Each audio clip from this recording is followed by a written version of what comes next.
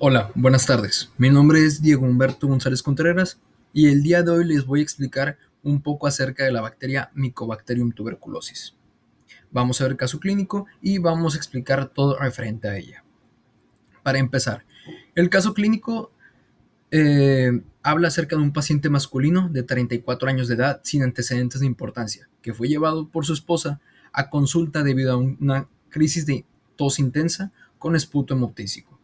El paciente refiere que ha tenido malestar general, adelgazamiento y sudoración nocturna desde hace 2 semanas. La exploración física nos refiere que tiene 120 de frecuencia cardíaca, 25 de frecuencia respiratoria, tensión arterial de 130 sobre 80 y una temperatura de 39.2 grados centígrados.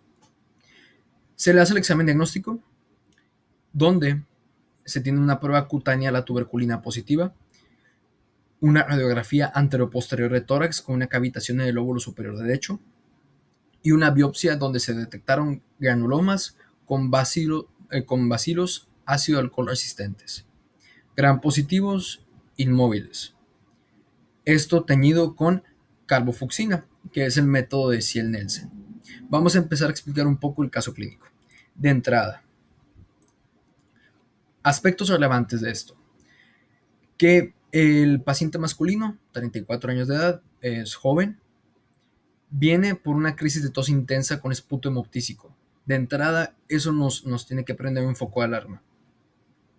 Ahora, también el cuadro que lleva ya cargando desde hace 2 semanas. Por ejemplo, por malestar general, adelgazamiento, sudoración nocturna.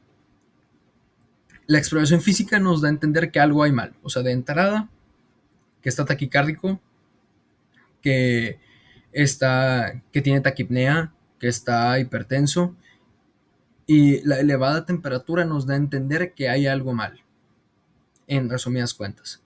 Ahora, también lo que podemos destacar es la prueba cutánea de la tuberculina positiva. Aquí se encuentra la radiografía anteroposterior de tórax con cavitación. O sea, en la radiografía tenemos una cavitación en el lóbulo superior derecho, que aquí la vemos representada. Otra cosa a destacar es que al hacer la biopsia se detectaron bacilos ácido alcohol resistentes. Para empezar, granulomas con bacilos ácido alcohol resistentes, gram positivos e inmóviles. ¿Sí? Aquí se ve la radiografía anteroposterior con la cavitación del lóbulo superior derecho. Aquí está la prueba cutánea de la tuberculina positiva. Y aquí alcanzamos a ver la biopsia teñida con método del Ciel-Nielsen, que es usando carbofucsina. Ahora, de entrada, aquí, independientemente de las pruebas diagnósticas, con la pura sintomatología nos podemos dar cuenta que es un caso de Mycobacterium tuberculosis. ¿Por qué? Por la presencia de la tos intensa, la crisis de tos intensa, también acompañada de esputo hemoptísico, que esto ya es un signo inequívoco a cavitación pulmonar. Ahora, independientemente de todo eso, lo confirmamos ya con las pruebas diagnósticas, que son la radiografía, la prueba de tuberculina cutánea y la tinción.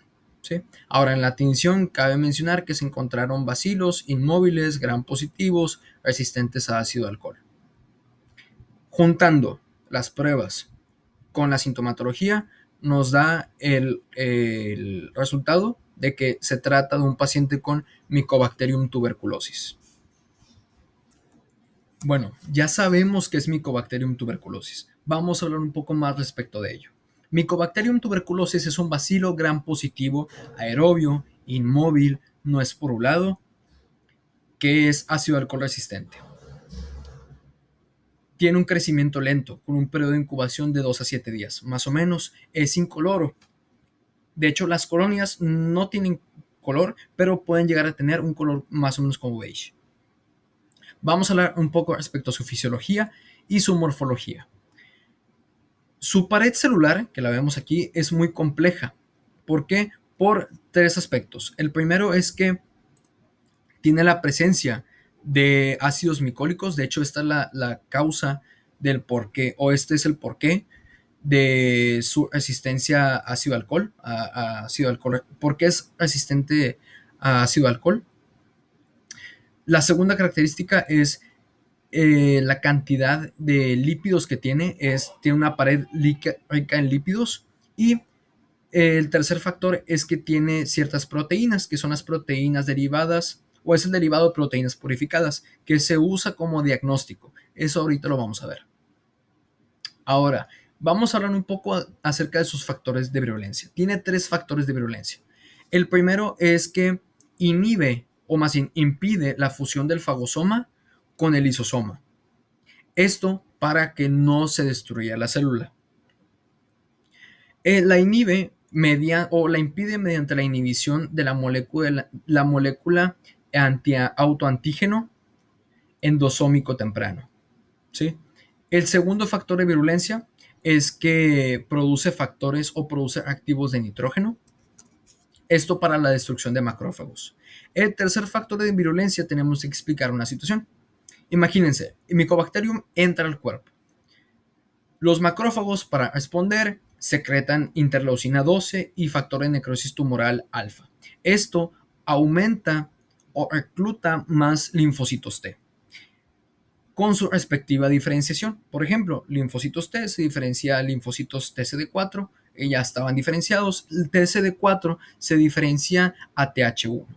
TH1 produce o secreta interferón gamma. Este interferón gamma provoca una fusión del fagosoma con el lisosoma para que se muera la célula. Esto es lo normal. Pero ya vimos que se reclutaron muchas células.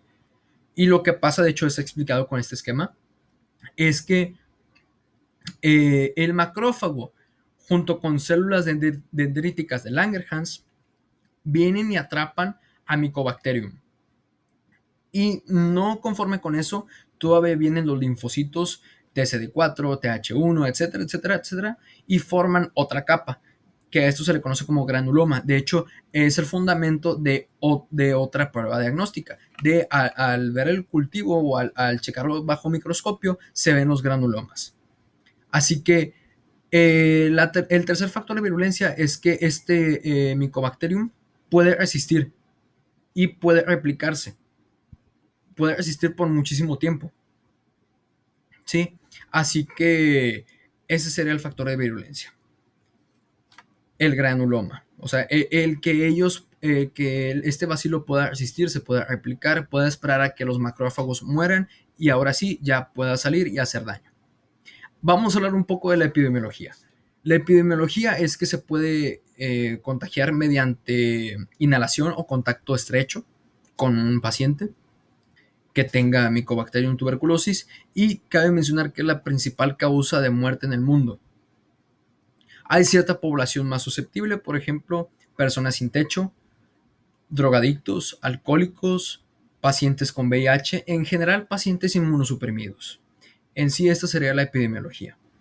Perfecto, ahora lo siguiente que vamos a ver sería la enfermedad como tal. Para eso vamos a regresarnos un poco al caso clínico. La enfermedad como tal, debido a Mycobacterium tuberculosis, es la tuberculosis. La tuberculosis empieza por un foco pulmonar. Ahí se replica desde las 3 a las 6 semanas después del contagio, después de la exposición, y puede quedar en estado inactivo o en fase latente por los 2 años siguientes. Ahora, cuando aparece con manifestaciones del sistema respiratorio o del sistema respiratorio inferior. Por ejemplo, va a aparecer, de hecho, como el paciente va a tener crisis o su cuadro clínico va a ser de malestar general, adelgazamiento, sudoración nocturna, aparte de tener tos intensa con esputo hemoptísico. Estas dos cosas van a ser las características, van a ser las claves.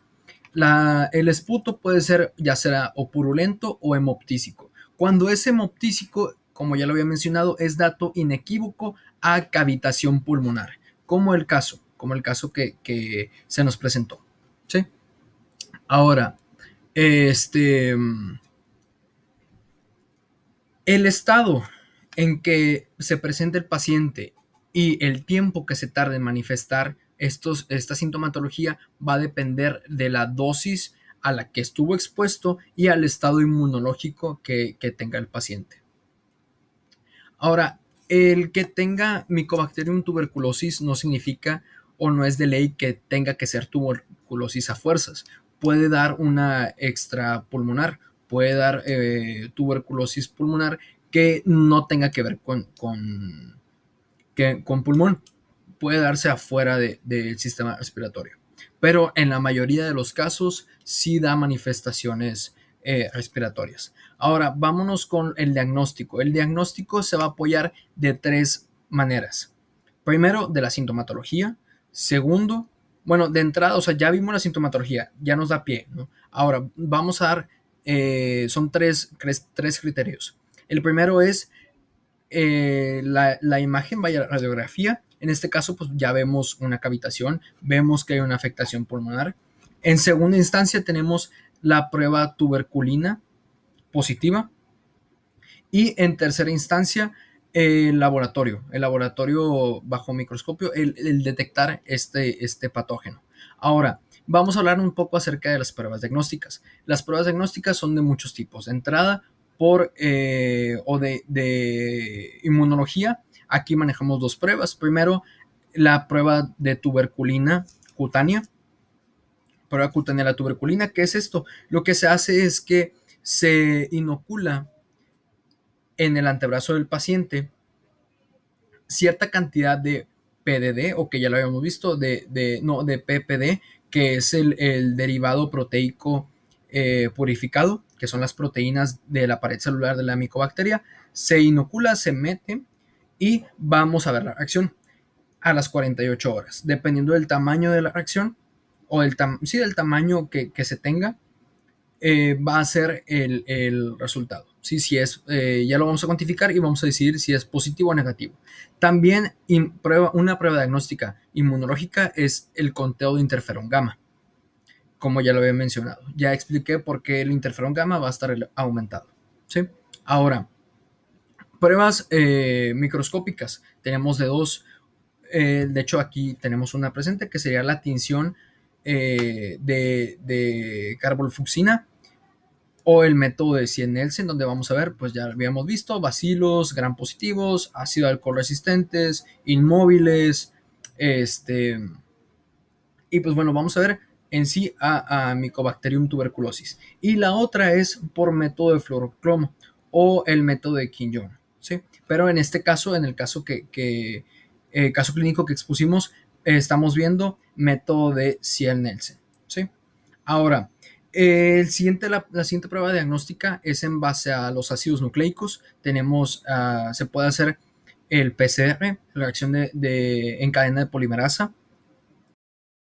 Bueno, el siguiente tipo de diagnóstico se puede hacer mediante un cultivo, que se usa un medio con huevo, que es el Lowenstein-Janssen, y también se usa un medio de agar, que es el método de Middlebrook.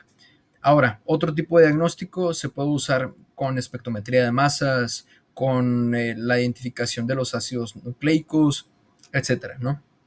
Ahora, tratamiento. El tratamiento en sí tiene una resistencia a la mayoría de los antibióticos.